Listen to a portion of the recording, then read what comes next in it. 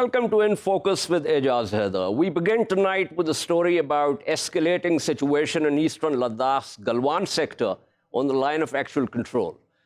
On Monday night, Indian Army troops from 16th Battalion of Bihar Regiment got into a confrontation with People's Liberation Army troops. The clash resulted in the killing of 23 Indian troops, including a colonel, said to be the commanding officer of the battalion.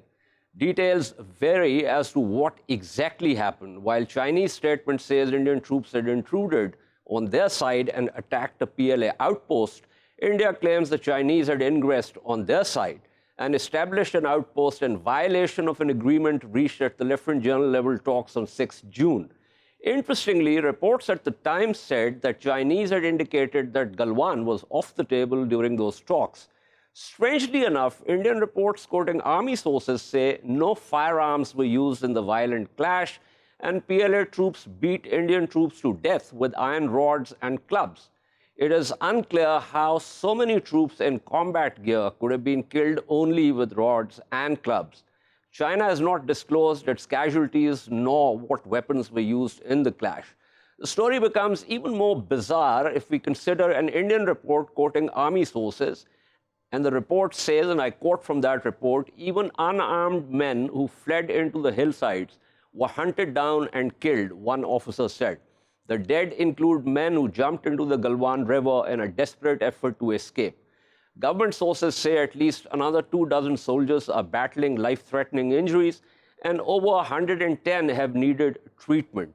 The toll will likely go up, a military officer with knowledge of the issue said, unquote. How could Indian troops suffer casualties in such large numbers if it were a ninja-style clash only? Could it be that Indian troops tried to dislodge PLA troops from a position in Galwan where PLA has established posts on heights overlooking Shyok River, an attack that went south? To discuss what happened and also the broader picture, we have with us Sawhney, a former Indian Army officer, author and editor of Force magazine. We shall also be subsequently speaking with Lieutenant General Waheed Arshad, a former Chief of General Staff of Pakistan Army. Let's begin with the baseline question, Mr. Sawhney, before we go further into this escalation. What do you think happened? So, you see, my assessment is that this was all premeditated because the Chinese side, they were absolutely prepared and they were aware that the Indian side is not carrying even their self-defense weapons. So because it was premeditated, they were in very large numbers. So a thing like this is quite possible.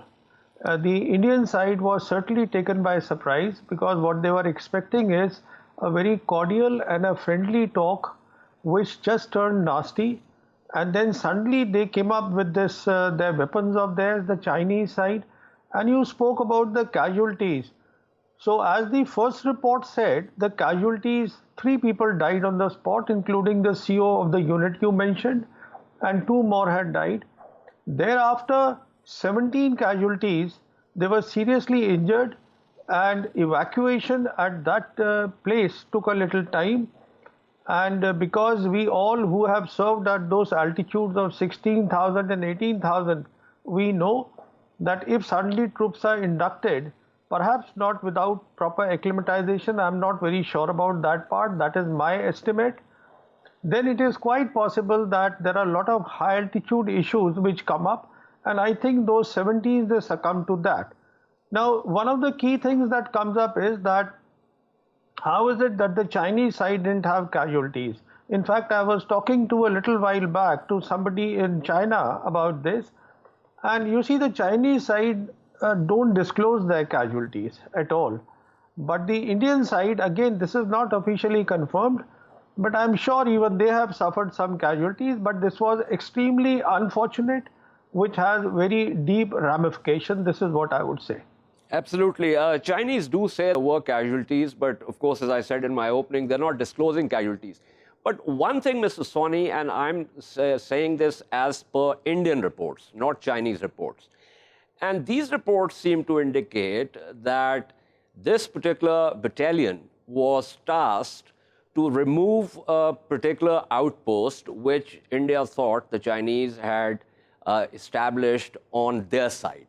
So when you say that the Indian side wasn't prepared, I just want to understand that if a unit has been tasked to do something, and they went, and as per Indian reports, there was one initial scuffle, the tent was destroyed or burnt down or whatever, and then the Chinese went back, and then they came back in force. So it seems to me that the Indian troops, and I've seen some of the pictures which are circulating, they were in combat gear, but I didn't see any weapons on them. So this needs a bit of an explanation, and the explanation is that there is something called a 1993 agreement between India and China, which has created the line of actual control, which both sides have for the last 27 years respected very diligently. Now suddenly what the Chinese sides are saying is that no, we want to go back to our claim line of November 1959. This was their claim line. So what they are saying is that what you say, this 1993 treaty, they have reneged on it. So the understanding which had been arrived, this is what I know, is on the 6th of June between the two lieutenant generals, I mean our lieutenant general and their major general, it was that, all right, this LAC will be, both sides will abide by the LAC rules, what they have normally done for so many years. So as per that, they were supposed to, the PLA side was supposed to remove a tent. So it appears that the Indian side had gone, because if the CO goes, then a lot of other officers and men also go with the CO, and CO went with the good intention of basically telling them that, look, you have well short your deadline of removing the tent. And I think that is where the tempers heated up, and that is where the situation went nasty, and certainly the PLA were prepared for a thing like this. That is the key element which should not be missed. Okay. So that was the surprise element in that. Okay. So Colonel Shuk, in his assessment, has also said that there are some reports that the Chinese might be going into the Depsang plains. Now, that operationally would make sense if you've captured the heights in the Galwan sector. Now, if that happens, what do you think would be the ultimate objective here? Insofar as the sensitivity is concerned, insofar as the Indian side vulnerability is concerned, there's no denying the fact that North Ladakh is a vulnerability. And we all are aware it's a vulnerability because that is where subsector North, where it is not possible, we still have not been able to make a proper road which is round the year. And to the east of that is the Siachen Glacier. So that is certainly a vulnerability. Having said that, I think the PLA right now is pressing this point about not respecting the line of actual control basically as a maximalist position. This is my understanding. It's a maximalist position because they are not looking at that. Honestly, they are looking at something bigger than that. And this is that pressure point that they have created for that. Okay. So this is a position which seems to imply that, of course, there's a signaling at multiple levels, at the tactical level, also at the theater level, at the political strategic level.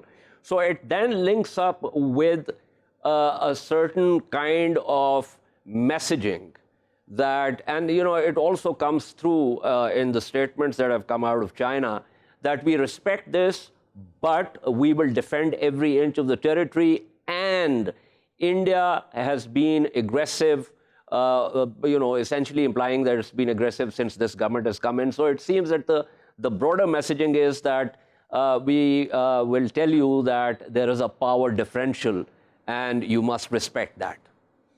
No, you see, the point is, it is well known that there is a power differential. There's no denying the fact. But I would honestly like to, put this very clearly.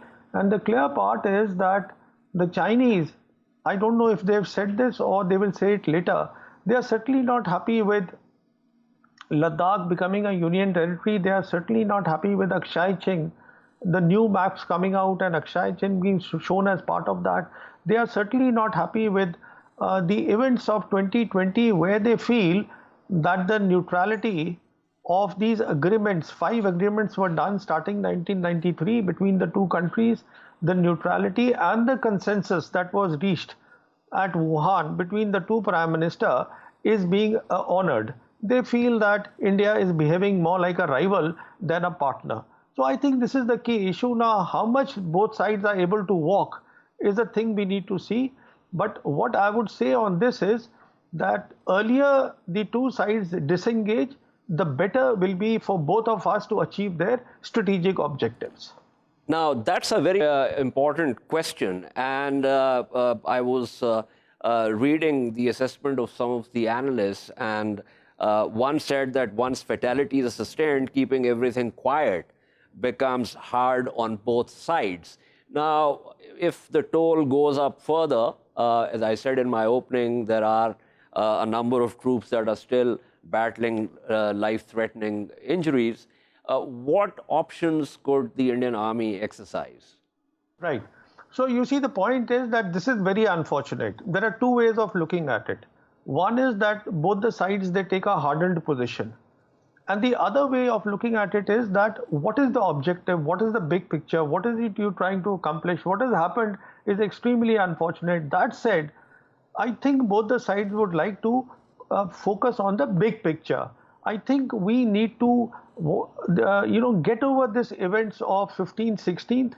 I'm sure that the Indian side would have taken the remedial measures, but I would urge all your viewers also that this is a tendency that perhaps we have in the subcontinent of always looking at the tactical picture and enlarging that into a strategic one, which is why things get completely lost. The big issue, the big picture gets lost. So my request would be to see the big picture. What is it? Why the Chinese have done this? Undeniably, this has been the largest intrusion, multi-intrusions that they have done since 1993. So obviously it cannot be about an infrastructure, it cannot be about a bridge. Certainly this is a setback what you have said, but both sides will have the wisdom in my assessment to see the big picture.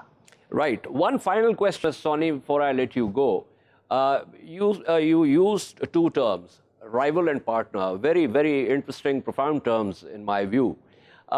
Given the nature of the current government in Delhi, do you think that they, since in terms of, to use a metaphor of the 56-inch chest, you get into a commitment trap because you want to project your masculinity.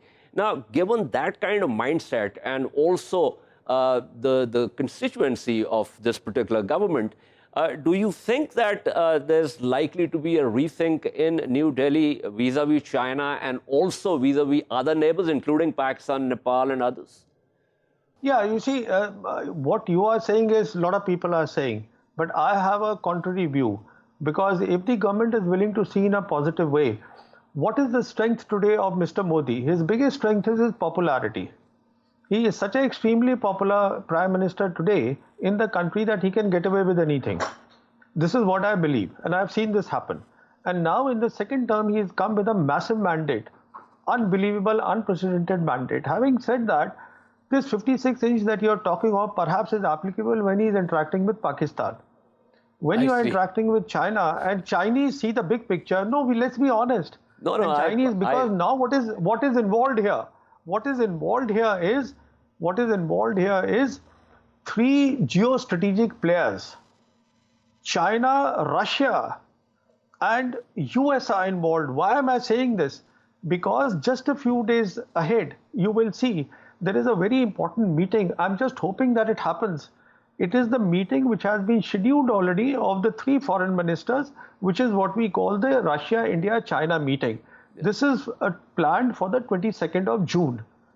You see, so if this meeting happens, that means this will be a clear indication that yes, both India and China are willing to see the big picture. Because you see, there are three geostrategic players involved in this. It's not a small thing. So if we get bogged down, which is very unfortunate, in the 15th June issue, if we only focus on this, then obviously we need to fight. Correct. There's no other way. I agree with you. Thank you so much. That was Mr. Pravin Sawhney, a former Indian Army officer and editor of Force magazine, speaking with us. Let me go straight to General Waheed Arshad now. General Arshad, you were listening in on this conversation. Let's begin with your reading of what has happened and where do you think it could go? Well, Ejaz, it's interesting views given by Mr. Sawhney. I mean, it's hard to believe that for a professional army which is deployed along the line of actual contact, which they call it as line of peace and tranquility out of the 1993 agreement, that there would be obviously some SOPs to be followed. For example, if there was a tent which was not taken off by the Chinese, you don't need the CO to go there himself. The SOPs are generally you send a youngster or a company commander and they go and sort of raise the flag and tell them this is what needs to be done. And it's hard for me again to believe that if the SOPs are that both sides will undertake parleys or discussions there along the line without their basic defensive weapons, then the Chinese obviously would be also without weapons. And then it is also hard to believe the two professional armies are, killing each other ninja style and suffering such large casualties. And as you said, if the reports are true, another 24 people are battling for their lives in the hospital. How is it possible? So I think there is something missing here. And in my view, I think after the events when the Chinese, gained an upper hand in the Galwan Valley by occupying heights, after the Indians had started to build infrastructure up to Daulat Beg Oldi.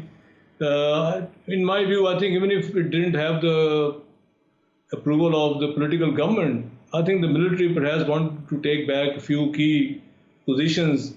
And in my view, I think it's a proper battalion of level operation. Otherwise, why would the CO, he must be leading from the front, hopefully. So, you suffered 30, 40 casualties, and then you say that they were from a physical brawl, and then if not from a physical brawl, then because of non-acclimatization, what are we talking about? I think professional armies know how to get acclimatized before they are deployed. It's not that you just send them up one day and bring them from somewhere near Chennai and then put them at 50,000 feet. There's a proper procedure to go about. I don't think that is true. I think in my view, it was an attempt to take back positions which failed. And they suffered casualties. Both sides was a proper, firefight. Both sides suffered casualties. How many, what actually happened is still not very clear. Absolutely. That's my also because, I just can't get my head around the fact that, her troops in combat gear could suffer so many casualties with iron rods and clubs. But an interesting thing that Ms. Sawhney said, General Arshad, was when I referred to this 56-inch chest syndrome, that is only for Pakistan. Now, give me your sense as someone who has seen the practice of operational policy also and strategic policy also from the the highest echelons. How do we respond to this kind of aggression, and would we need to also create some kind of deterrence where India thinks twice before taking us on? Well, there was an interesting assertion made by Mr. Sawhney about masculinity being against for Pakistan only. I think we equalized that post Pulwama, even before that, on many occasions. The point is that Pakistan's response to Indian aggressive actions along the line of control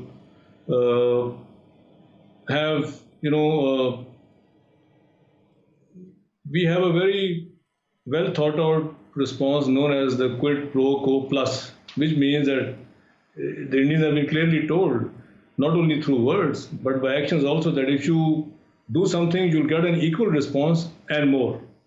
So, and it has been proven time and again along the line of control since the last 2 years, especially post Pulwama. Even now, even yesterday, they had a fire exchange. So I think that aspect of masculinity only being reserved for Pakistan has no value now, and I think the Indians have realized that. In my view, I think the issue with the Chinese is that if you recollect post-August 5, Indians, it is a very well thought out strategy of sort of an incremental approach of taking areas which are disputed between Pakistan and India and between Pakistan and China through actions, the constitutional actions, the unconstitutional actions. And if you remember, if you recollect, Chinese had not accepted this, integration of Ladakh in the Indian Union territory. And after doing that, Indians had incrementally started to approach or to increase their footprint in that disputed territory by building roads, by building infrastructures, by building up the Oldie as a jump-off point for brigade and larger size operations. And as we all know, Chinese are very sensitive to anything ingressing, especially in the territory, especially which is disputed. So I think it was just a case of putting them on the back foot by telling them that enough is enough. This is something which cannot be done. And secondly, if you look at it from a strategic perspective, I think the Chinese are very clear on India's strategic partnership with the United States. And if you look at the larger picture, for United States, China is the new enemy, and it has been publicly stated. So now there is a strategic alliance being led by the United States against the Chinese and their geoeconomic and geostrategic interests, and look at the statements against CPEC and other things. And if the Indians are doing it from that strategic perspective of encroaching, of incremental, nibbling at the territory, it is putting the sort of Chinese under pressure from the south, hurting their geostrategic interests, geoeconomic interests. I think it's playing both ways, both at the strategic level as well as the operational and tactical level. Absolutely. It seems that, Union Territory, Indian statements by the highest leadership with reference to CPEC, with reference to Gilgit-Baltistan, and the cartographic aggression, the maps that they've put out, all of that makes sense. But it seems to me, General Arshad, sir, that if one looks at the map, that essentially while they came in at 3 different points, it was the Galwan Valley, the confluence of the Galwan River and the Shayak River, because that is where the subsector north road that goes to Daulat Beg Uldai, that's where it actually overlooks it and they can interdict. Of course, they just have to sit there. They don't have to necessarily open fire because that makes no sense. But the fact is that it seems that there's simply the larger messaging, but at the same time at the ground level to just capture areas which are important nodes operationally. That's my sense. Would you agree with that? Yes, I absolutely agree. You see, what the Chinese have done is that by moving their troops ahead, placing them at key nodal points, they've done 2 things. One, they've increased their strategic orientation. They are better placed in time and space to do any operation if they want to. And they've also given a clear message to the Indians that we have come here. It's not very easy for us to roll down into the valley and then if they really want to. When you have a superior strategic orientation, you don't have to really attack. You just have to place your troops in the correct time and space, and you have the whole system following behind. So and you're creating effects. This is what the Chinese have done, and this is what the Indians, I think, wanted to preclude now with taking back those positions, which are a few positions which are now overlooking the valley, the confluence also, both by observation as well as by fire. So I think that attempt fired back. Absolutely. Thank you so much. Was Lieutenant General Waheed Arshad discussing his reading of the situation on the ground. Apparently, there's also been telephonic contact between the ministries of foreign affairs, China's and India's Ministry of External Affairs, and it seems that both sides are trying to work out some kind of de-escalation mechanism. So we shall leave that on this note and take a short break and return to discuss how dexamethasone, a steroidal drug, can help reduce mortality in corona-infected patients. Stay with us.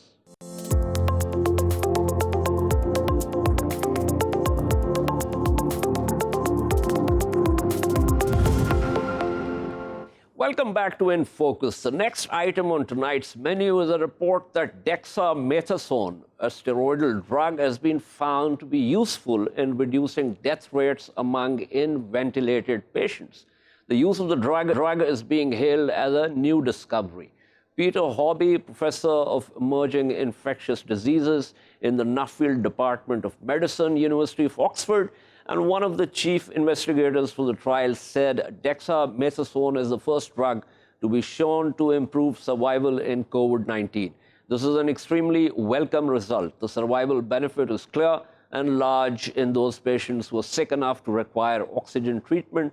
So dexamethasone should now become standard of care in these patients. Dexamethasone is inexpensive, on the shelf, and can be used immediately to save lives worldwide. Let's take this to our panel of experts tonight. We are joined by Professor Derya, Unutmaz, human immunologist at the Jackson Laboratory in Farmington, Connecticut, and Professor Atholl, Johnston, professor of clinical pharmacology at Queen Mary University of London. Thank you to both the panelists. Let me begin with Professor Johnston here. Professor Johnston, so this drug is not new, but it's only now that we have figured out that it could be useful in this? Well, no, it's not new. It was discovered in about 1957 and didn't get onto the market till 1961. But of its time, in the early 60s, it was considered to be a wonder drug, and it can be used for treating a lot of different conditions, cancer, sore throat, nausea, vomiting, lots of things that actually you can do with dexamethasone. In this trial, it was used to treat inflammation in the COVID patients. And this was a major trial of about 11,500 patients in the National Health Service, spread across 175 different hospitals. And they weren't just testing one drug. They were testing actually 6 different drugs. Dexamethasone was just one of the 6. The first one they tested, of course, was hydroxychloroquine, which has been said by President Trump as being a cure or at least a prevention, but in fact proved to be ineffective. And that one has been dismissed as being not effective. There are 4 other drugs that are being tested in addition to dexamethasone. There's an HIV drug, an antibiotic, and what's called a monoclonal antibody, and then, of course, plasma taken from people who have been infected with COVID-19, and whether their plasma actually makes people can give people a chance to recover. But dexamethasone is the first one which has actually been proven to work. So they've compared the active treatment dexamethasone in 2,000 patients. They've compared that with 4,000 patients who didn't get dexamethasone. And they've shown that your odds of dying is reduced by 1/5 if you're on oxygen, or by 1/3 if you're on ventilators. Now that's the odds of dying. That's not actually the number of deaths. It reduces the number of deaths if you require oxygen to about 1 in 1. So if 25 people were going to die, 1 of those wouldn't die if they got dexamethasone. Right. And for ventilated patients, if 8 patients were going to die, 1 of them would not die if they all received dexamethasone. So that's the ratio. Let me go to Professor Unutmaz. Professor Unutmaz, a couple of things. One, the moment this news came out, there was, and I'm talking about the city where I live, suddenly this dexamethasone seems to have disappeared. I'm sure it'll reappear with a prohibitive price tag. But the other problem is that, physicians here have since warned people that please do not administer this to yourself. It's not like if you haven't got this, and you will take this, and therefore you'll not get COVID-19. So let's begin with that. So this, the kind of, the environment of fear that prevails now, people seem to think that whatever medication that, experts are talking about, somehow a cure for this. Is it correct to assume that we do not have a cure for this? We are using various medicines according to whatever the state of a particular patient is, and to help boost his chances of survival. Yes, this is correct. And actually, this message is extraordinarily important because, especially in this case, now dexamethasone is a drug that tries to suppress the immune system. Now, that would sound counterintuitive because you need the immune system to fight the virus, right? So, but why does it work? The reason why it works is that in an end-stage patients, as Professor Johnston mentioned, those who are on ventilator, the problem is the immune system. So it's just an overreaction of your army responding to the virus, so you need to calm them down. And that's what dexamethasone does. But it's a double-edged sword because if you take it early or as a prophylactic, you could actually be harming yourself by suppressing your immune system that is supposed to fight against the virus. So the stage, the time this drug is given is extraordinarily important. In fact, as was mentioned, even those who are on ventilators versus those who are just taking oxygen, there is a difference. Those who are on ventilators seem to respond better. The mortality is reduced more than the ones that are taking oxygen. So I would extremely caution anyone going out and buying steroids or dexamethasone, trying to prophylactically or trying to treat themselves.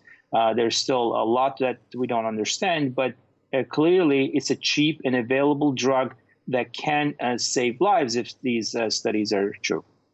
So basically, this is something that can only and should only be administered in a hospital under the supervision of doctors. And the doctors, I'm sure, will be aware that even in hospital, you're not going to administer to every patient. Those who are starting to take oxygen or who require oxygen, we call, acute respiratory distress syndrome. Actually, it has been used in that case for other reasons as well.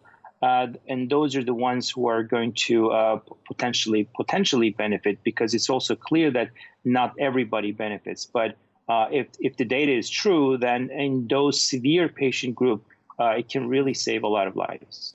Correct. Johnston, there is a sense, when you look at the headlines as things are reported, new discovery, breakthrough, and terminologies used which obviously non-experts, as I once again stress the point, the environment of fear that prevails, for the non-experts to think, oh, yes, we have finally got to a point where, people, there's some kind of cure, some kind of treatment.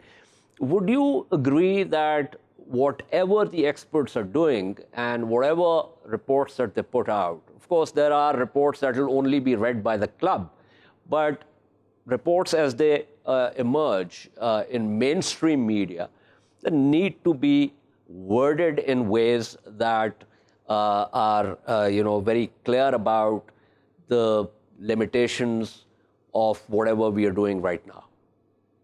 That is a really good point, and it was my colleague made the point that you shouldn't be taking this as preventative. It will not prevent COVID. You only need to take this drug if you've gone onto oxygen or you're being ventilated. It will give you no benefit. In fact, might make you worse if you take it before you need to go on oxygen or need to be ventilated. It might actually do you harm rather than good. So please, no one should be going out and buying a supply of dexamethasone so that they can take it just in case they get COVID-19. It's not going to do them any good and will do them damage. This is an extremely powerful drug and has some very nasty side effects as well if you take it regularly. So it's something you want to only use if you have to do it. And it certainly is not going to cure COVID. it reduces your odds of dying, but not by that much. It's a 20% or 25% reduction, which seems a lot, but actually it's still a lot of people are going to die even taking dexamethasone. Absolutely. Now let's talk about where we are in terms of the vaccines for COVID-19. I believe there were 6 or 7 vaccines that were being tested at various places. What exactly is the situation, Professor Johnston? Well, I don't know about the rest of the world, but in the United Kingdom, there are 2 competing groups. There's the Imperial College group who have got a vaccine and they're testing it. And there's the group from Oxford who are also testing a vaccine. They're different. They're differently designed, and we don't know yet whether both of them will work or whether one will be better than the other. But testing is well advanced on these, and even production of them is well advanced. I see. So there is a good chance that we'll get one soon. So what's the timeline on this? If everything remains on course, and let's say they figure out that yes, this or that is actually working, from those clinical trials to the drug actually getting to the market, what exactly is the timeline? I shouldn't have said soon. It depends on how you define soon. But the Oxford group, I believe, are so confident that they're already gone into manufacture, so that if it does prove to be effective, they will be able to get it to market very, very quickly afterwards and get it out to people. How that will be rolled out worldwide is difficult to know, because it's a massive amount of doses that we'll need for this vaccine if it's going to be used on a worldwide basis. Absolutely. So, best we can hope is it be up to 2 years before we get an effective vaccine, but we would hope it would be considerably less than that. Okay. Thank you so much. That was Atholl Johnston speaking with us. Before I wrap up, let me go back to Professor Derya Unutmaz. Professor Unutmaz, we did once discuss the issue of vaccine on this program with you.